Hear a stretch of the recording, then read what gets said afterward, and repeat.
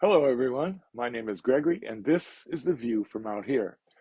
What I want to do today is I want to talk about an essay that I did on June 6th, 2012. Now, I used to have a blog on the internet, and this is one of the essays from that blog. Anyway, the reason why I want you to know that it was written in 2012 is because this will help you see the historical progression of how we got the MAGA Republican Party of today. It's been it's been an orchestrated thing that started probably with Nixon. That's my feeling anyway. Definitely with Reagan, but I mean the Republican Party has been playing the long game, and this kind of demonstrates that. So, 2012, that was what, 14 years ago? 14 years ago? Yeah, 12 years ago. And I'm gonna learn math one day. Trust me, I'm gonna. No, really, I'm serious. When things get a little out of hand in my life, when I'm noticing that ongoing presence of my life is kind of driving me off course, I have a tendency to get elemental, as I call it. Another way of putting it is in a concept that a wise young friend of mine said to me in my youth. He said, when you shake a tree vigorously, some of the leaves are going to fall off. The ones that remain are the ones that really matter to the tree. I think it's good to shake the tree every so often in my life to make sure that my life is intentional to what I want it to be like. Now, while watching the Republican Party absolutely and positively lose their ever loving minds like they are right now, I have a tendency to want to get elemental about what a Republican is, or more like what a Republican should be. A definition, if you will, to try and figure out what has gone all cattywampus. Republicans are conservative. Let's examine that term for a moment. Dictionary.com says uh, disposed to preserve existing conditions, institutions, etc., or to restore traditional ones and limit change. The World English Dictionary says favoring the preservation of existing customs, values, etc., and opposing innovation. Now, I don't find any of those things threatening. I think opposing innovation to be a bit sluggish if you have a vision of something better. But there's nothing intrinsically wrong with the viewpoint. That doesn't mean that Republicans favor standing still for all eternity, of course. It means that they favor change in slow, incremental steps that preserve what we have while gently and carefully reaching for what we imagine we could have. A sense of building on what exists as a foundation to make the big picture more or better. I find no fault with that reasoning either. But that's not what conservatism is today. Here's a few quotes from a few famous Republicans from decades ago. Okay? This one here, well, actually, let's say it. Here it is. We're going to close the unproductive tax loopholes that allow some of the truly wealthy to avoid paying their fair share. In theory, some of those loopholes were understandable, but in practice, they sometimes made it possible for millionaires to pay nothing while a bus driver was paying 10% of his salary. And that's crazy. Do you think the millionaire ought to pay more in taxes than the bus driver or less? That, believe it or not, is President Ronald Reagan in 1985. He was president at the time. When I first read that quote, it was in an article in Rolling Stone magazine that was brought to my attention earlier this year by a coworker who was surfing the net. I was truly shocked when I got to the part where the person quoted was identified. I thought it was a Democrat or a progressive like President Obama or Bernie Sanders or something. A few years ago, I read another quote that shocked me as well. Here's what I read, and I had the same reaction when I learned who said it. Okay, here we go. In the councils of government, we must guard against the acquisition of unwarranted influence, whether sought or unsought, by the military industrial complex. The potential for the disastrous rise of misplaced power exists and will persist. We must never let the weight of this combination endanger our liberties or democratic processes. We should take nothing for granted. Only an alert and knowledgeable citizenry can compel the proper meshing of the huge industrial and military machinery of defense with our peaceful methods and goals so that security and liberty may prosper together. And that's President Dwight Eisenhower, 1961. Here's another one. Labor is prior to and independent of capital. Capital is only the fruit of labor and could never have existed if labor had not first existed.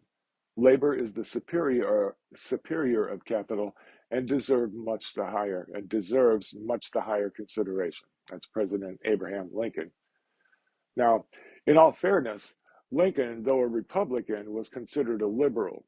In his day, the attitudes of the two political parties were reversed.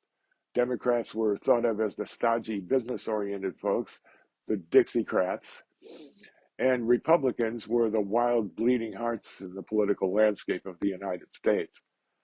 My point here is to draw a comparison between the conservatism of the first half of the last century and what a frightening and deranged thing the MAGA-publican ideology has morphed into today. The MAGA-publican conservative mindset used to have some sort of integrity, some deep thought, introspection about what could make the United States stronger, more powerful force in the world, that carried with it a sense of moral character. Contrast those quotes to what passes for conservatism today. Now, this is in 2012. The single most important thing we want to achieve is for President Obama to be a one-term president. That, of course, is Senate Majority Leader Moscow Mitch McConnell. He was the one that stole a Supreme Court appointment from Barack Obama. Just stole it from him. I don't like his character. He's a big doo-doo head. This is another one. This president, I think, has exposed himself over and over again as a guy who has a deep-seated hatred for white people or the white culture. I'm not saying that he doesn't like white people. I'm saying he has a problem. This guy is, I believe, a racist. And that was radio and television spokesmodel Glenn Beck. I don't know if any of you were watching around the time that Glenn Beck was kicked off of, what was it? Was it Fox or CNN? I think it was Fox. Anyway, the guy had a flat out mental breakdown right on TV. It was like a YouTube video. It was wonderful. I loved it. Anyway, that was his take. Okay, here's another one. Pick a Republican with enough working digits to handle a pen to become president of the United States. This is a change for Republicans, the House and Senate doing the work with the president simply signing bills. His job is to be the captain of the team, to sign the legislation that has already been prepared. Now, that is Republican operative Grover Norquist. I think he's the same guy who said, what I want to do is I want to shrink government down to a size where I could drown it in a bathtub. So, I mean, obviously not a big fan of big government. Of course, personally, I think a big country should have a big government. Of course, these aren't the deepest thoughts or loftiest ideals that I want to go back here for a second, though, before you get back into this. One of the reasons why I think that is important is that what Grover Norquist is saying here is why we have Donald Trump today. Okay, the Republican Party has been working towards this thing. They have the Heritage Foundation and ALEC and all that kind of stuff. They've had these plans for a long time. I think it started right around Nixon. Anyway, but Grover Norquist, although being quite cynical about it, the reason why we have Donald Trump is because he is that president. He has enough working digits to sign, this legislation that they're trying to do, and he's easily manipulatable by them because they know all they have to do is kiss his butt, and he'll do anything they say. And anyway, that's kind of why we have Donald Trump now. Of course, these aren't the deepest thoughts or loftiest ideals that conservative Republicans hold today, and you and I both know it. But they are indicative of what the Republican Party has been reduced to by money and radical fear of change. In the 2012 election, they have chosen their champion, a compulsive liar with a demonstrated lack of moral compass. I don't need to say his name because they're doing it again. Same character. Republicans appear to have given up all hope of developing an attractive message or any sense of moral character that might attract voters to a vision of the future. They have instead become angry bullies bent on destroying anything that isn't Republican, including the very country that they claim to love. 2 years ago, they created a fiscal, remember this is 2012. 2 years ago, they created a fiscal crisis by refusing to allow the debt ceiling to be raised as it had traditionally been done for as long as we can remember, in order to stimulate the economy into some meaningful form of recovery from the worst financial disaster in our lifetimes. As a direct result, for the first time in our history, the world's faith in our ability to govern ourselves appropriately was called into question, and our nation's credit rating was damaged. That's not principled behavior, that's juvenile schoolyard bullying. I believe that conservatism and what used to be the Republican Party is a much needed check and balance of the more esoteric excesses of liberalism. I know how I can get. But at present, that balance is dysfunctional, and the Republican Party races radically and irresponsibly further and further to the right, causing the political landscape to change so rapidly and so dramatically that these quotes that I read you from Republicans as recently as 1985 now sound like the radical socialism the Republican Party is accusing Democrats of today. We're in trouble in the United States as I write this, and I'm clear that blame and accountability can be assigned for it. It's only our fear that prevents us from recognizing that the Republican Party has most certainly lost their friggin' minds.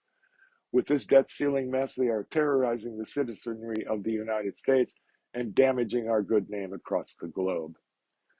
Blame can also be assigned to the media for not calling a lie, and for not exercising a sense of duty to the American people to tell the truth. Because of their fear of retribution from their employers, conservative Republicans, nearly to a man, they have slowly and carefully orchestrated the infiltration of conservative political action into the Supreme Court of the United States, to the point where over 100 years of constitutional law has recently been ignored in order to allow elections to be sold to the highest bidder. And here I was talking about the, oh my gosh, I hate getting old because I forget things. The Citizens United case, that's what I wanted. They basically allowed anybody with enough money to just buy a presidency.